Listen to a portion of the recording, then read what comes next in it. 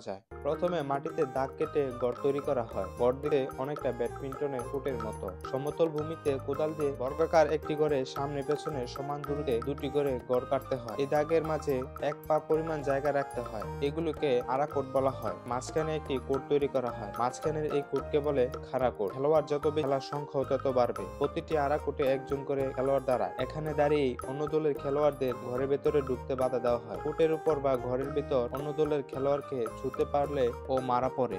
সামনে খেলোয়াড় তার পেছনে কারা কোট ব্যবহার করতে পারে। যে দল খেলার সুযোগ পায় তারা সামনের গড় দিয়ে ঢুকে পেছনের গড় দিয়ে বেরোতে থাকে। সব ঘর পেরোনোর পর আবার পেছনের গড় থেকে সামনে আসে। কোর্টে দাঁড়িয়ে থাকা অন্য দলের খেলোয়াড়দের ছোঁয়া বাঁচিয়ে সবাই ফিরে আসতে পারলে গেম হয়।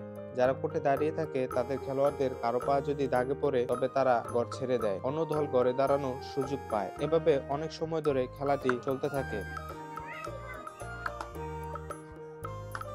খেলার সময় অনেকটা সতর্কভাবে এখানে খেলতে হয়, তা না হলে এখানে ইনজুরি হওয়ার সম্ভাবনা রয়েছে। অচিরেই গ্রামীণ খেলাধুলা আমাদের সংস্কৃতি থেকে হারিয়ে যাচ্ছে, পরিণত হচ্ছে রূপকথার গল্পে। তবে এখনো সরকারি ও বেসরকারি পর্যায়ে উদ্যোগ নিলে খেলাগুলোকে টিকিয়ে রাখা সম্ভব। ঐতিহ্য ধরে রাখতে আমাদের উচিত এ সমস্ত খেলাধুলার আয়োজন করে বর্তমান ও ভবিষ্যৎ প্রজন্মের কাছে এর পরিচিত ও সুফল লাভের আকৃষ্ট করা।